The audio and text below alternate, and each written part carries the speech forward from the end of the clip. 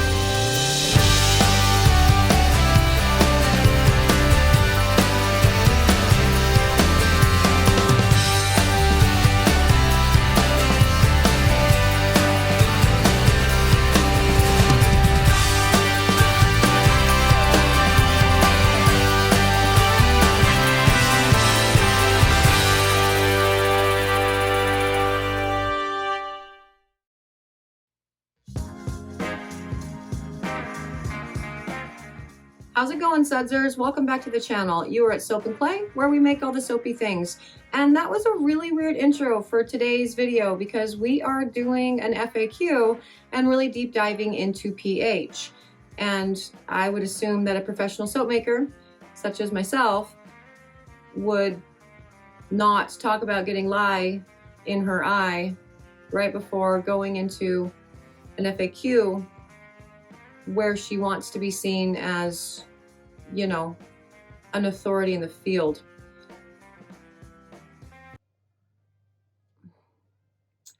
So much of this channel is already about just not doing what I do, but listen to how I tell you you should do it. So I guess this all works out. The reason that we are going into a pH deep dive today is because pH is a very confusing thing, particularly in the soap making world.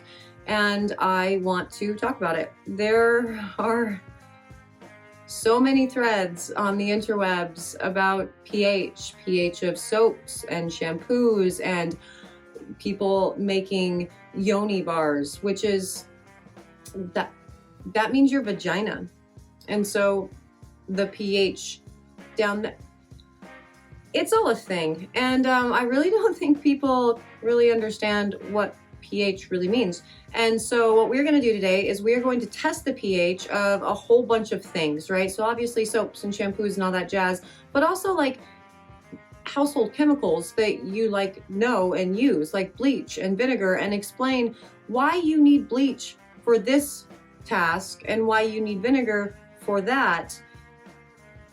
And it all has to do with the pH. So I'm getting a little bit ahead of myself right now, so we'll talk about all of that in the video. So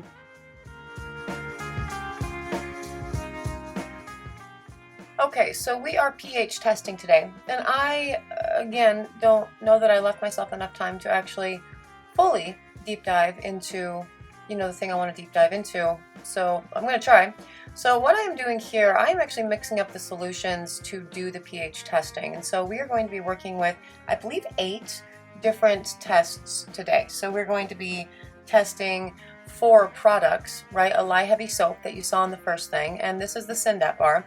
And I am, to keep everything consistent, I am weighing out 1 gram of the thing in question for as far as the soaps are concerned, because it does need to be an aqueous solution in order to, you know, test the pH effectively, which, you know, that does make it hard to test soaps using the pH strips too, because they're not super duper accurate because it's not, you know, an aqueous solution.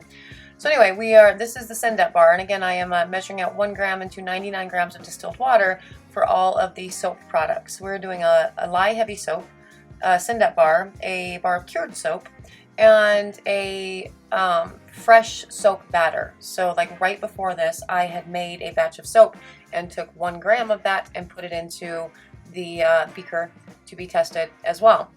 And in addition to that, we are also going to be putting in addition to the 4 different soaps, we're also going to be testing obviously just distilled water, and what else are we doing?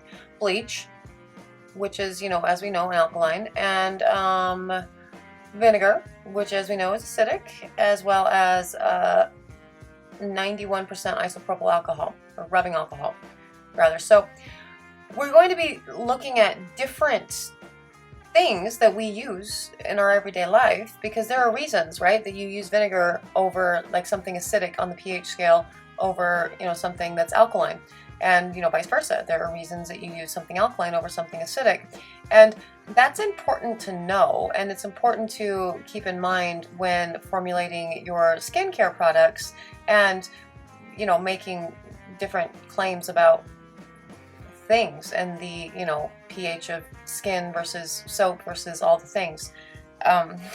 Actually, a really prime example of that is I read this blog once that said like the best pH for soap is between 4 and 6, so acidic.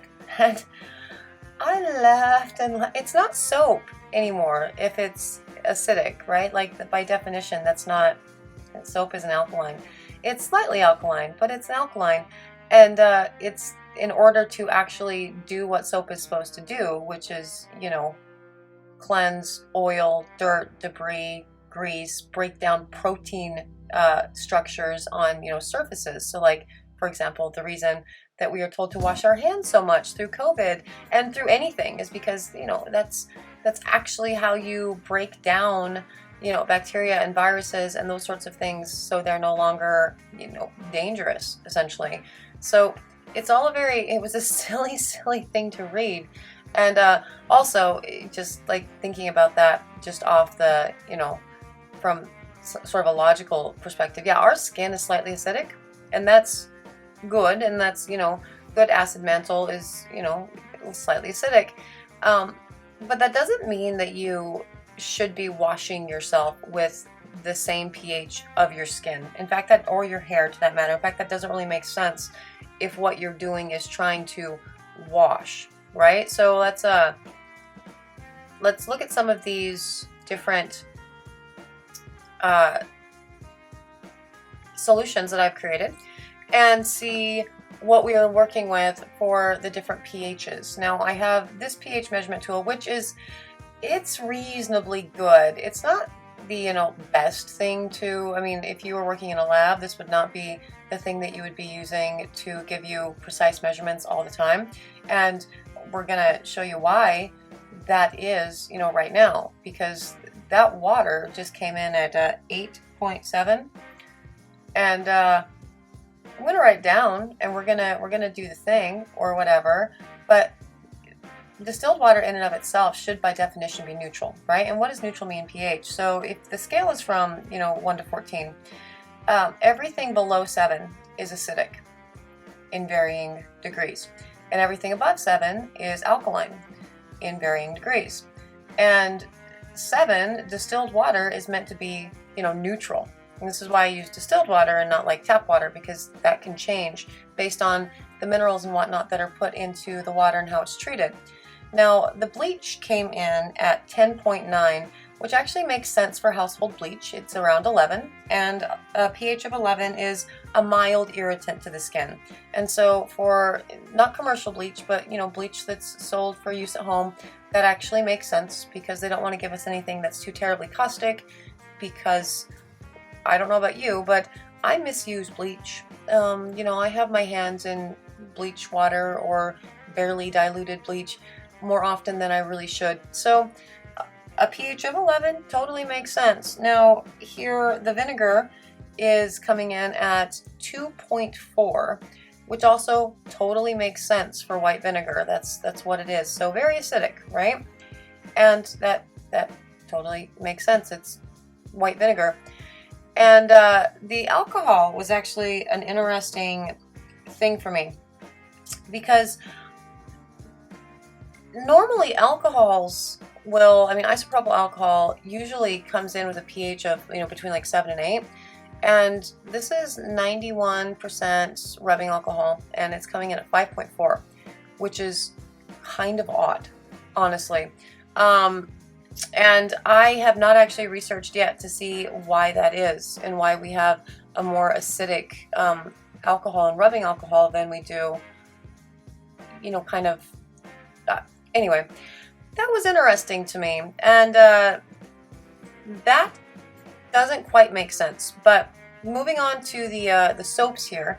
Now, this is a lye heavy soap that was made a few days ago, and you could totally tell it was lye heavy, and it's coming in at 10.4. You can totally tell it's lye heavy just by looking at it. In all honesty, a couple days ago we did that lye heavy batch, right? It wasn't fully emulsified. It had not reached a stable emulsion. And see, it's crumbly, it's definitely lye heavy. If you were to do the zap test on that, it would hurt your tongue. So a lye heavy soap coming in at 10.4. Now look at bleach at 10.9. Again, bleach is at 11. 11 is considered a mild skin irritant. So lye heavy soap still below a mild skin irritant. Now these are the Syndet bars I made a couple weeks ago, and I talked during that video about pH testing Syndet bars to make sure that your solution was where it should be for, you know, quote unquote, the appropriate pH of shampoo. And this is what I meant. Like, I have made some Syndet bars and then pH tested them, and they were sitting at the same pH as my soaps. And so to make sure that we had a good Syndet bar that had a very low pH, so slightly acidic, just like that, like actually falls within range of our hair and skin between like 4.5 and 6.5. I formulated that recipe for these Syndet bars specifically for that, to ensure that it was in the appropriate range. Now, the cured soap thing, after having the weird thing with the H2O at 8.6 and then my cured soap coming in at 10.1, I decided to recalibrate my pH tester guy. And it's a good thing that I did, because secondary test after recalibrating, the distilled water is coming in at 6.6. And that actually makes sense. And then I went back to double check the pH on all of the rest of them, right? To make sure that they were all coming in with the right, you know, pH. And the cured soap actually turned out to be 8.4. And that also makes sense. My bars, normal bars of soap, sit between 9 and 10 after cured, right? So slightly alkaline, but, you know, again, not that 11 mark that you have for the bleach. So, and again, bleach, mildly irritating to the skin. And so that made more sense. My bars, because they are clay soaps, they are always going to have a lower pH kind of by nature. And then my shampoo bars, because of the addition of the aloe and a couple other things, they come down to right about 8. Very, very slight. Now look at the fresh soap batter there. 12. I mean, this is why we wear gloves when we're making soap, because that right there, not going to feel great. If you see what bleach does to your skin when you are using it without gloves, I mean, yeah, that plus Bernie with the fresh soap batter, really. Not really stingy. So, yeah, what does this all mean? Like, what would the benefit of a vinegar, like an acidic solution be over an alkaline one, right? Well, vinegar is really good for removing hard water deposits, mineral deposits, things like soap scum, hard water, that sort of thing. An alkaline, and something like, you know, an alkaline, like a bleach or a soap, is really good at removing, again, the fatty proteins, breaking down the protein structures on surfaces, as well as removing oil and grease and debris, that sort of thing. And so there's just things to keep in mind when you're thinking about making soap, and you know, what pH kind of means within it all. To have something that is the exact same pH as your skin, if you are trying to cleanse your skin or hair, that doesn't make sense, right? Because you're not actually aiding in the breakdown of anything. You're also not, you know, damaging anything, but it's there's not a lot of difference than, you know, just, there's a reason, for example, why we don't just wash our hands with water. There's a reason for that. The alkaline nature of soaps and the way that it breaks down, again, you know, your protein barriers, on germs and microbes and all the things. That's important. These are things that you know need. And the true mark of a healthy acid mantle and a healthy pH of skin, of hair, of whatever, is how quickly your skin or your hair can recover from a change in that, right? And so that's going to be the big thing that you need to consider when you are looking at pH and how it cleans. It still hurts. It's not fun. Huh. Yeah, so that does it for the pH deep dive. Yeah, that was a thing. And I hope you learned something. I hope you got some good information from it. If you are interested in any more information on, pH and all that jazz, remember, I approach everything from a scientific vein. I approach all of soap making from, we're actually dealing with chemistry. And so this is what I focus on. So if you have any more questions about pH or, soapy life in general, let me know. Send me a message. You can send me a message if you follow me on social media, Facebook, Instagram, Twitter, and I'm happy to respond and help you out with, whatever questions you may have.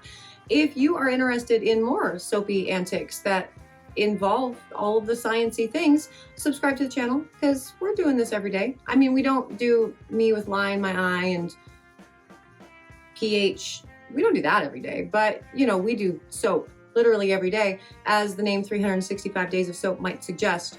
But for today, I am all done. I really appreciate you being here with me for this FAQ. And again, thank you so much for doing so. I will see you all tomorrow. Bye.